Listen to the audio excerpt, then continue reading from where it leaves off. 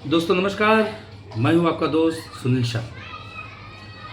दोस्तों, हमारे मोहन संख्या पर कार्रवाई तो हो गई, लेकिन हमारे मोहन संख्या साहब ने जिन अधिकारियों का नाम लिया था उनका क्या? ये चला है कि मोहन संख्या को हमारे महानगर पालिका ने सस्पेंड कर दिया, लेकिन हमारे मोहन संख्या साहब ने जिन जिन अधिकारियों का नाम लिया उनका क्या? जैसे उन्होंने अजीत मुठिया जी का नाम लिया था, रमेश मनाली जी का नाम लिया था, इतना तो और उन्होंने हमारे कमिश्नर जो अनिल पवार है उनका भी नाम लिया था। तो क्या इसमें एक ही आदमी सस्पेंड हो सकता है? रमेश मनाली या अजीत मुठिया सस्पेंड नहीं हो सकते? क्या हमारे कमिश्नर साहब सस्पेंड नहीं हो सकते? अगर भ्रष्टाचार का आरोप अगर लगा है, अगर इन चारों जो अधिकारी हैं इस करप्शन से लिप्त हैं, तो इन चारों को अपनी तरफ से उनको अपना इस्तीफा दे देना चाहिए।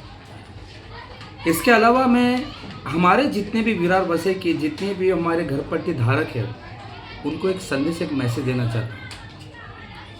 आप जिस क्षेत्र में रहते हो उस क्षेत्र का घर पट्टी उठा के आप देखो कि क्षेत्र में जब भी आपने जिससे रूम लिया होगा उसमें उस आदमी का पहला नाम होता है, उसके बाद स्लैश करके आपका नाम चढ़ाया जाता है।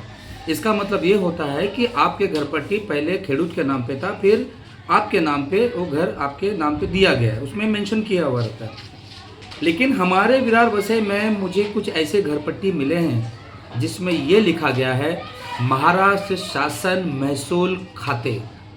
तो आप मुझे बताइए इसका मतलब क्या?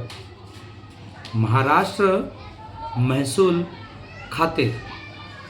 तो अब ये जो शब्द उसमें घर पट्टी पे लिखा गया है, तो कहीं ना कहीं ये जो चीज़ लिखा गया है हमारे महानगर पालिका के द्वारा, तो क्या आने वाले टाइम पे ये जितना भी कुछ लिखा है ये महसूल की जगह का है? क्योंकि महसूल खाते में अगर जगह पर अगर घर बना है तो घर पट्टी में महसूल खाता क्यों लिखा जा रहा है? अगर लिखा जा रहा है तो हमारे प्रभाग जो भी नगर पालिका में हद में आते हैं तो वो लोगों को इंटीमेशन क्यों नहीं देते कि बाबा इसमें महाराष्ट्र शासन लगा हुआ है, महसूल खाते का नाम लिखा हुआ है।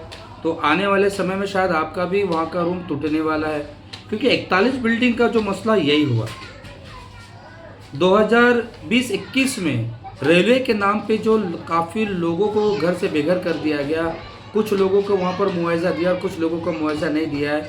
तो ये जो महसूल खाता लिखा हुआ है, तो क्या आने वाले टाइम में महानगर पालिका यहाँ पर कार्रवाई करेगी? वहाँ के जो निजी जो बिल्डर हैं, जो लोग बेचारे जो यहाँ पर छोटे छोटे पैसे देकर रूम ले लेते हैं बिल्डर के द्वारा, क्या बिल्डर फंसा रहा है कि वहाँ का खेडूत फंसा रहा है? क्योंकि आखिर जब ये चीज़ पे अगर कार्रवाई होगा तो फंसेगा कौन? आम जनता। जिस तरह 41 बिल्डिंग में लोग फंसे हैं, जिस तरह रेलवे में लोग फंसे हैं, उस तरह ये जो महाराष्ट्र शासन महसूल खाते लिखा हुआ है, तो क्या वो पूरा जो क्षेत्र है वो महसूल खाते में है? तो नगर पालिका ने अपनी आँख में पट्टी बांध के रखा है कि ये बोल नहीं सकते कि महसूल की जगह आप यहाँ पर घर मत लो। अब पूरे एरिया में एक बोर्ड लगा नहीं सकते हो कि बाबा ये महसूल की जगह आप अगर घर ले रहे हो, तो जिस तरह विरार में रूम टूटा था, जिस तरह रेलवे वाले में रूम टूटा था, या जिस तरह से 41 बिल्डिंग का जो रूम टूटा था, उसमें आने वाले टाइम पे आपका भी जितना भी जो जगह टूटने वाला है। आप सभी से निवेदन कर रहा हूँ कि अपना घर पट्टी चेक करो। अगर उसमें महसूल महाराष्ट्र शासन महसूल खाते लिखा है तो उस चीज़ को दुरुस्त करा लो, वरना आने वाले समय में जिस तरह 41 बिल्डिंग टूटी, जिस तरह से 500 झोपड़े तोड़े गए विरार में, और जिस तरह से रेलवे में घर टूटा, उसमें आपका भी नंबर आना बहुत जल्दी हो सकता है। फिर आप दर दर भटकोगे, सारी पार्टियों के दरवाजे पे दस्तक दोगे कि सर हम इतने साल से रह रहे हैं और हमारा घर टूट रहा है।